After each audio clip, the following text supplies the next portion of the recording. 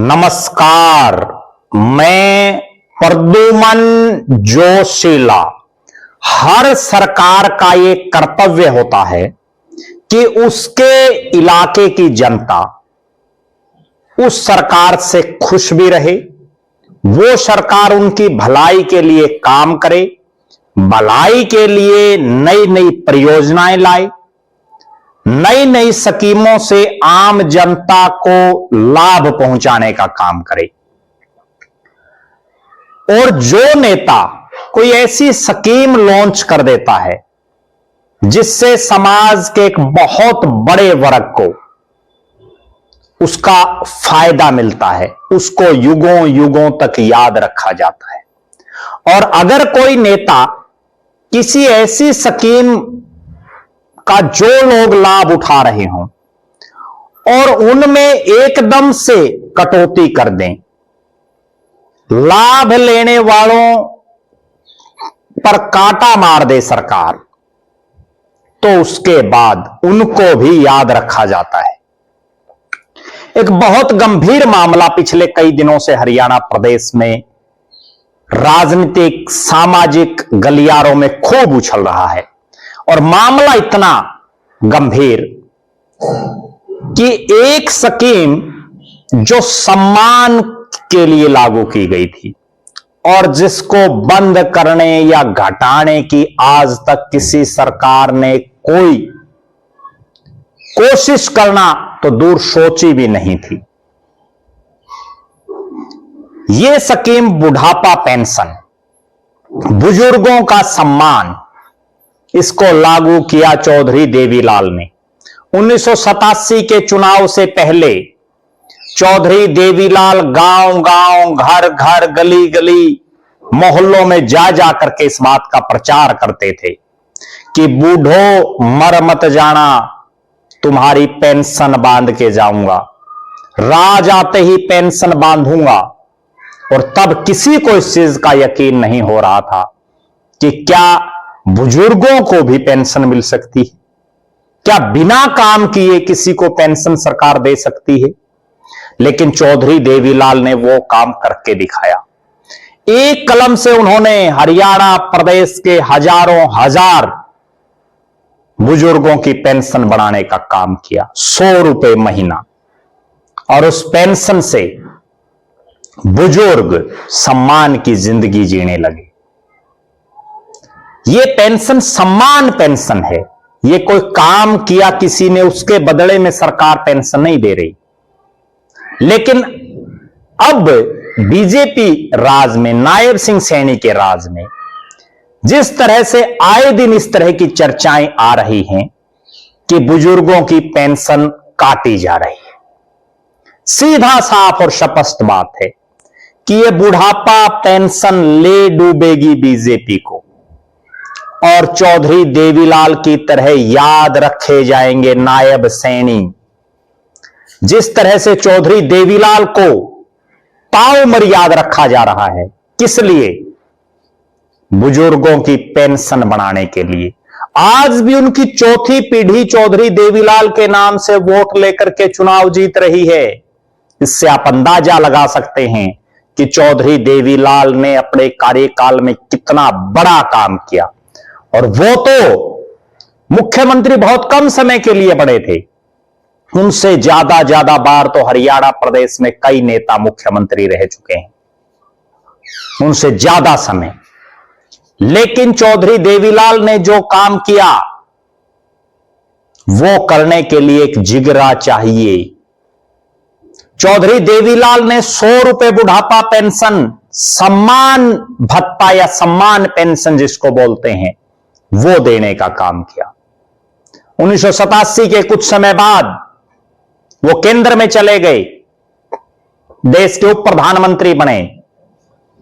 उसके बाद उनके बेटे चौधरी ओम प्रकाश चौटाला, मास्टर हुकम सिंह, ऐसे करते करते 1991 में चौधरी भजनलाल प्रदेश के मुख्यमंत्री बने। लेकिन उनकी भी हिम्मत नहीं हो पाई कि ताऊ की बनाई इस पेंशन में, जिनको पेंशन मिल रही है उसमें कोई कटौती वो कर दें। चौधरी बंसीलाल इस प्रदेश के उसके बाद मुख्यमंत्री बने। फिर चौटाला साहब का राज आया, फिर चौधरी भूपेंद्र सिंह हुड्डा हरियाणा के मुख्यमंत्री बने, फिर मनोहर लाल खट्टर साहब हरियाणा के मुख्यमंत्री बने। चौटाला साहब ने पेंशन बढ़ाई, हुड्डा साहब ने पेंशन बढ़ाई, मनोहर लाल खट्टर साहब और दुष्यंत चौटाला के साझे कार्यकाल में पेंशन बढ़ी, मनोहर लाल खट्टर के राज में पेंशन बढ़ी। लेकिन अब हरियाणा प्रदेश के अलग अलग इलाकों से जिस तरह से हर रोज इस तरह की खबरें आ रही हैं कि एक क्राइटेरिया सरकार ने फिक्स कर दिया है और इस बुढ़ापा पेंशन को फैमिली आईडी में इनकम से जोड़ करके बुजुर्गों का यह हक छीना जा रहा है, जो हक उन्हें चौधरी देवीलाल दे करके गए थे। जिस तरह से चौधरी देवीलाल को युगों युगों तक याद किया जाता है, आज 1987 को 38 साल से ज्यादा समय बीत चुका है, उसके बावजूद उनको याद रखा जाता है। और अगर नायब सिंह सैनी साहब ने जिस तरह से सूचनाएं आ रही हैं चारों तरफ से, भले ही खुद मुख्यमंत्री मना कर रहे हों, लेकिन प्रदेश के बुजुर्ग बार बार ये कह रहे हैं कि उनकी पेंशन नहीं आ रही। अगर ऐसा हो गया कि ये पेंशन आगे भी सरकार ने नहीं दी, तो जिस तरह से चौधरी देवीलाल को ये पेंशन बांधने के लिए याद किया जाता था, नायब सैनी को पेंशन काटने के लिए याद रखा जाएगा पूरी जिंदगी।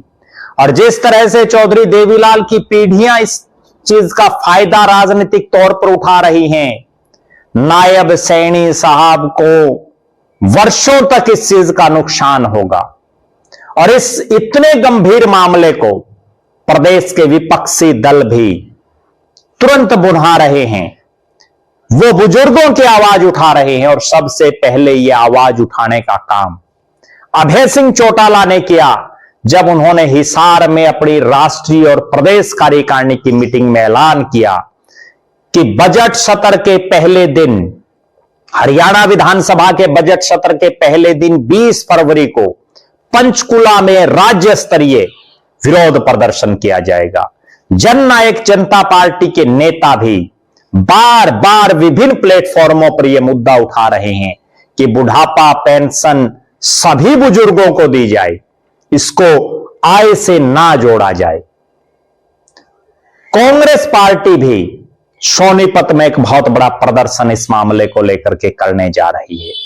अलग अलग राजनीतिक दल हों, सामाजिक लोग हों, वो इस गंभीर मुद्दे पर लगातार प्रदेश की सरकार को घेर रहे हैं। बुढ़ापा पेंशन से संबंधित विभाग के मंत्री कृष्ण कुमार बेदी का भी बयान आया, जिसमें उन्होंने कहा कि वेरिफिकेशन कर रहे हैं। होना यह चाहिए कि ये जो बुजुर्गों को पेंशन मिल रही, वो काम करके आए हैं इसके लिए नहीं मिल रही।